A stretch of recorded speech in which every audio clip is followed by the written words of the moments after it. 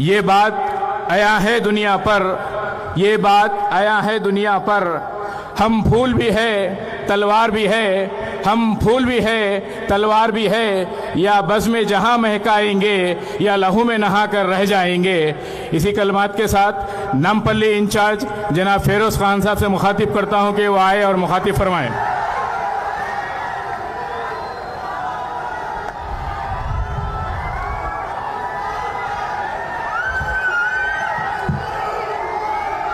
खबर करो।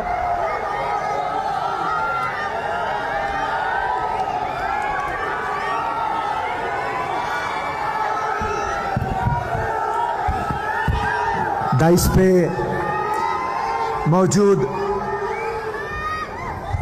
हनुमंतना, हमारे जफर जावेद साहब, अजमत जी, उज़मा, अनिल यादव, फ़हीम कुरैशी, दीपक जॉन, उस्मान खान और तमाम हमारे सीनियर लीडर्स, यूथ कांग्रेस, महिला, मेरे भाई, मेरे दोस्त, मेरी माँ और मेरी बेटी, पुलिस और प्रेस, तुम ना होता तो ये महफिल मुकम्मिल नहीं होती। अस्सलाम वालेकुम, नमस्कार, गुड इवनिंग। सब्जेक्ट जो आज है वो है सेफ कॉन्स्टिट्यूशन। वक्त का तकाजा है, 2-4 मिनट में समझा दूंगा आपको। आजादी हजारों कुर्बानियों के बाद आई, और जब आजादी आई हिंदुस्तान को एक जान मिल गई थी, मगर जो रूह मिली वो दस्तूर आयबाद रूह मिली। जब तक रूह आपकी जान में नहीं है तो फिर कोई जिंदगी की कोई वैल्यू नहीं है। अंबेडकर जी लिखे, मगर उनको प्रोत्साहन किसने दिया? नेहरू जी, गांधी जी। जब ये कॉन्स्टिट्यूशन लिखे तो हिंदुस्तान के बारे में मैं आपको समझाना चाहता हूं। हिंदुस्तान की हिस्ट्री 5000 साल पुरानी है।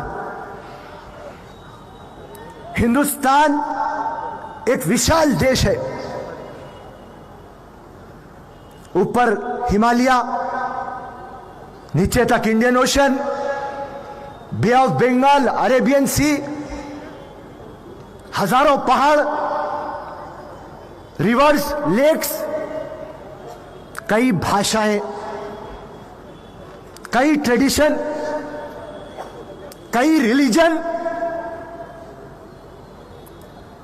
140 करोड़ का हिंदुस्तान। और इसकी खासियत क्या है? इसकी अनेकता में एकता है। यह है हमारे हिंदुस्तान की खासियत। दूसरी कौन सी भी कंट्री, अमेरिका रहो, सूरज होगा, रशिया चांद होगा, इटाली, फ्रांस तारे होंगे, मगर खुदा की कसम तेरी मेरी हिंदुस्तान रेनबो है, रेनबो। हर किसी को समा लेता, ऐसा है हमारा देश। उसके लिए यहां जितने भी लोग बैठे हुए, हर किसी को गुरूर है, फख्र है हमारे देश पे और हमारे संविधान पे। संविधान की खासियत हमारी जो प्रियम्बल है, that we are sovereign, secular, social, democratic republic. इसका मतलब क्या है? इसका मतलब एक ही है कि आप और हम सब एक है। यह खूबसूरती है। और मैं आज पूरी महफिल से एक थोड़ी नाराजगी रखता। आप आपके धर्म की बात हर घर में आप सिखाते आपके बच्चों को। हिंदू रहो, मुसलमान रहो, सिख रहो, ईसाई रहो, कोई सी भी जात का रहो, आप कुरान, बाइबल, गीता, गुरु ग्रंथ, हर चीज आप आपके बच्चों को सिखाते। मैं आज आपसे पूछना चाहता हूं, कॉन्स्टिट्यूशन क्यों नहीं सिखाते आप? संविधान क्यों नहीं सिखाते आप?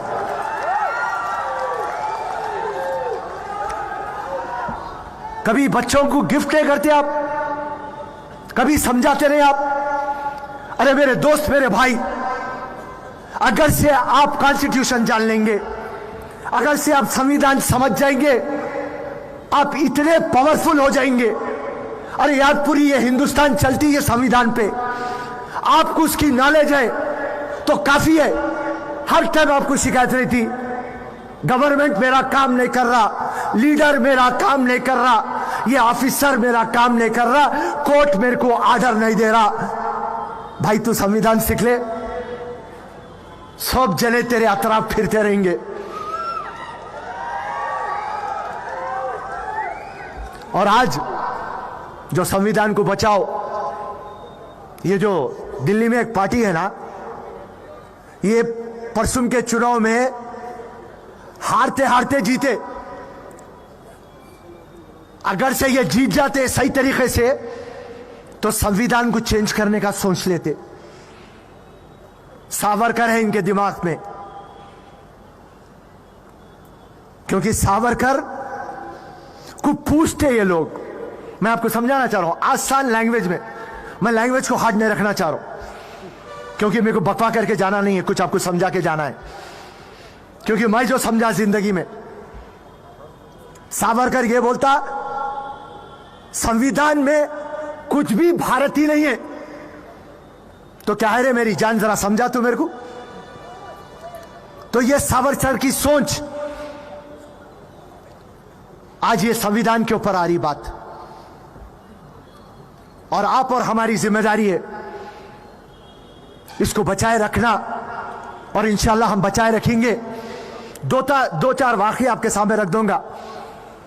मेरे वालिद साहब नेक आदमी थे, 5 टाइम नमाजी, तहज्जुद गुजारते, एग्जीक्यूटिव इंजीनियर थे हैदराबाद के। वहां पे इस तरह से होता था कि कॉन्ट्रैक्ट देना पड़ता था नॉमिनेशन में। मेरे वालिद साहब सबको देते थे, गरीब को देते थे, कमजोर को देते थे, अमीर को देते थे। तो एक लॉबी बन गई थी, और वो लॉबी बन के मेरे वालिद साहब के ऊपर रेड कराए, एंटी करप्शन का रेड।